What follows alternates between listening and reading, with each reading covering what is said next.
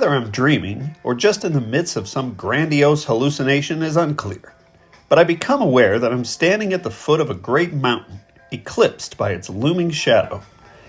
A sword appears in my hand, and something tells me I dare not look back. Blindly, I forge up the angry stone wall into the mysterious unknown, detrimentally ignorant that there was ever such thing as a choice. My blood-stained fingers worn down to the bone, just when I think I can climb no more, a glowing beam of light slashes through the dense fog like a messiah, illuminating that slyly elusive golden peak that was worth sacrificing it all for. Suddenly, I'm staring down an army of fire-breathing dragons. Clenching my eyes tightly shut, at first I pray for safety, but when that prayer goes unanswered, I stand tall, open my eyes, and I pray for strength. The more I swung my sword, the more blood flew. One monstrous head was replaced by 3 more, until I felt numb to the slaying. It was only after a final, desperate lunge that its gnarl softened and its blood spilled. Shading my face from the strobing sky, I watched as its bloodshot eyes gazed right past me with a final look of indifference, and I realized the dragon's breath has already consumed me. A flash of crying lightning later, and I suddenly find myself back in my dark bedroom. Before her face comes into focus, I know that it's Valerie straddling me on the bed, and though it feels as if we're both levitating, there's a toxicity that makes this feel acidic. At first sight, I'm relieved to see the line of her face as it catches the moonlight through my bedroom window. But when I try to speak, she covers my lips with her finger and undoes my Harley-Davidson belt buckle, while the acid creeps its way through all the wrong places like a strychnine-dipped LSD trip. Her back arched, Val is settling in with a shallow, melancholy stare as she flips her wild hair back. The way she holds the look as she slowly begins to pull the thread of her white ribbon loose is a confused, dispirited gaze that hides within it an accusation. Locking her legs around my thighs, I'm gulping with a dread that cannot be named. She allows the silky ribbon to slip down her smooth, dark breasts and gently fall to the floor. Her glossy eyes beg why I would do this to her, as her bare, virgin neck is revealed to me for the first time. She raises her head high, almost regally, exposing a gnarly scar that slashes across her throat in the filthiest shade of pale. The wound is sewn from the bottom of her right ear down to her throat and snakes around her dark neck like a serpent has burrowed beneath her flesh. Although her tongue feels hot and coarse as she takes long, panting strokes up the shaft of my erection, I'm swearing to God that I'll never wish for anything else as long as I live. I feel my jaw begin to quiver when her eyes narrow to a vengeful leer, and she snarls at me with long, erotic fangs. The light catches her prowling shoulder blades as she slides down further, and I realize I'm weeping. Looking up at me helplessly as she strokes my cock, her eyes, sunken and as hollow as the bottom of a bottle, words begin to form. "This is what you want, isn't it?" she repeats monotonously. "Isn't this what you always wanted?" With my hands cupped tightly around her head, I'm begging her to stop. When her wild hair grows thin and brittle between my fingers, the inky color begins to bleed out, leaving a scalp cluttered with stringy gray clumps of hair.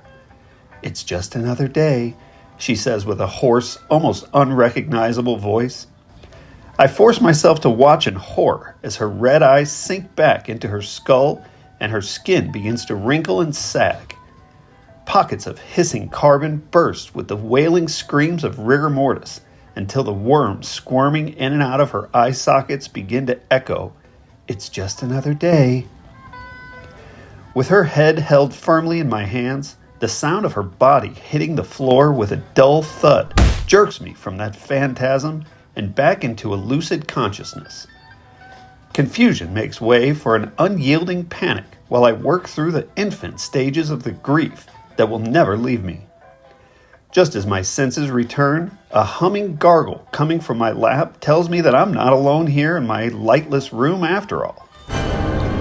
Looking down, it hits me like a jab to the vein. I recognize that head full of aggressively red hair by the way she uses a little too much teeth. Slithering her tongue up and down the shaft like a caduceus snake, Ginger conducts this ritual with an authority like no one has ever dared to tell her no. I remember Ginger stopping by earlier with a fairly confident recollection. She was arm in arm with her hot young friend who was wearing a transparent Care Bears t-shirt while the pranksters were on the porch jamming goods with Tay and Barney. It was after we finished playing Friend of the Devil things took a dark turn. All I said was that, for such a mellow band, the Grateful Dead is kind of a heavy metal sounding name. Nothing to warrant this level of aggression. Dickie flashed me a sinister side-eye, but it was Hank who took the most offense. Confusion would not begin to describe my reaction to the backlash at what I thought was a perfectly obvious statement. All I'm saying, I was saying, is that mixed with all the drug references and skeleton decor, you could easily be misled into thinking that the Grateful Dead were some thrasher death metal band. But you would be wrong. You would be dead wrong.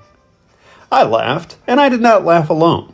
But when I mumbled something that may have included, "Hey, sorry man, I'm just not that into bluegrass music.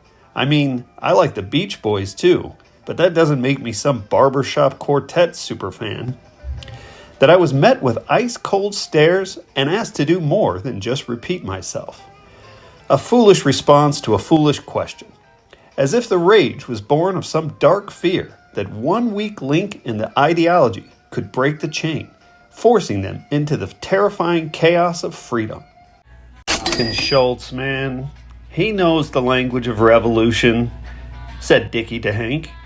When he's drunk, he talks a good game. But after that, man, he has nothing but black flags and empty words. A small crowd of unhinged protesters, homeless Joe, along with Nigel and Becky, gathered at the park to watch Dickie standing shirtless on the front porch between Hank and I, both gripping our guitars like battle axes. 2 acoustic guitars were spared by the sound of a Taylor Swift ode to poor choices blaring from a crappy blue Toyota Corolla. We were on our 3rd bottle, and we had not yet begun to drink. Peeling around the corner on 2 wheels, the air turned to rage as the car came screeching to a halt, not quite in the middle of the street, but missing the curb by a wide margin. The Ginger, followed by the fetching young Lolita, fell out of the car, laughing hysterically and spilling their cocktails like some debutantes stumbling out of a Mexican nightclub. "These bitches again," Hank grunted under his breath. Past the plastic gravestones decorating the lawn, when the 2 sorceresses reached the porch, I whispered, "Dude, try to find out what their names are."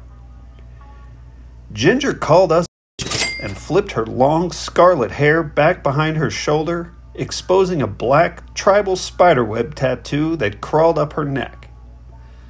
Against her porcelain skin, the cuts from 1,000 razor blades looked as deep as they looked fresh, and neither her white wife-beater nor her black lace bra made any attempt to cover them up.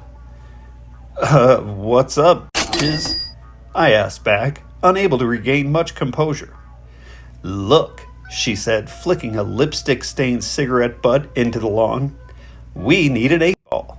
Be a dear and put a little something extra in there. You know, for the effort." It began with black coils of smoke steaming from Hank's nostrils. The hubris of this Jezebel and her silent sidekick are something you could easily loathe while still finding yourself able to admire. Of course, this excused nothing. This red Medusa would be wise to tread carefully in making assumptions about Hank's ability to hold a grudge. If she thinks he will find her untamed, impish routine charming enough to spare her life, I would beg her to check her premises. Ginger sat on my lap and kissed me hard on the mouth. Though a hint of stale menthol threatened to stain the moment, standing by the rail, tugging her striped knee-highs as far up to her blue Adidas basketball shorts as they would reach, Lolita stood and waited. She knew enough to offer a laugh while she intentionally avoided making eye contact with anyone. Firecrotch released my face, and as she slid her hand down my pants, she announced, "I come bearing gifts," in a way that I'm sure she thinks comes off as posh. Dangling a rattling sandwich bag full of little red pills in the air, she diplomatically offered one to Hank first. When he passed, she looked at Dickie, who waved her off, telling her that he had already swallowed the whole bottle.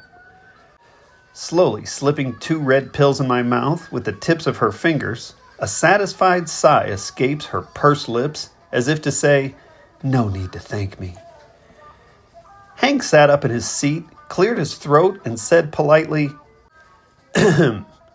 "Girls, would you kindly go inside and grab us all a beer?"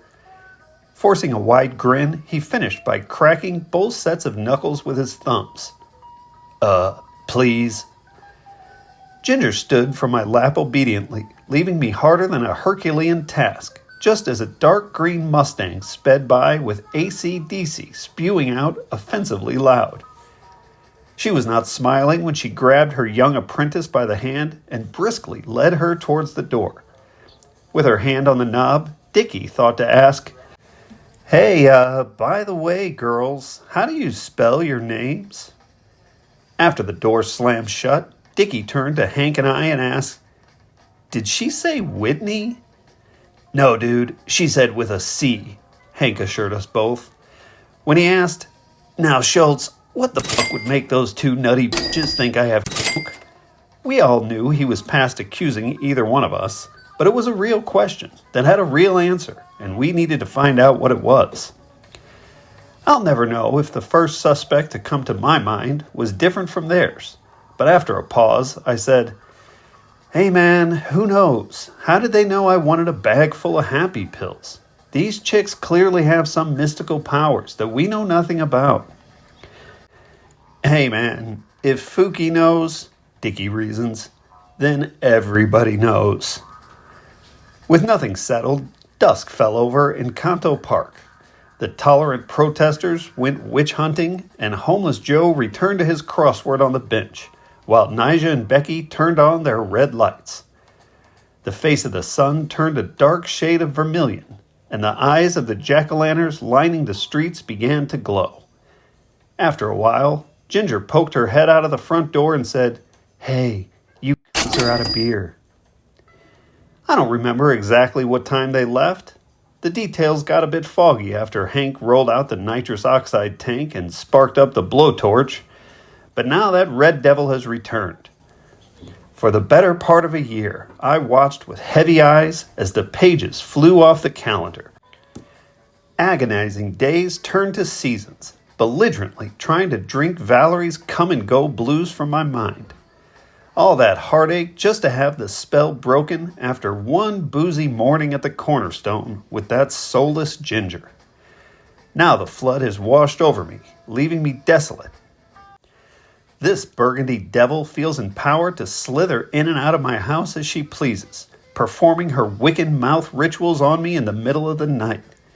There is a part of me that wants to tell her, "Go! Be gone, you Jezebel! Get the hell out of here and take your wicked voodoo with you." But the other part of me is my balls, and right now, they're in her mouth.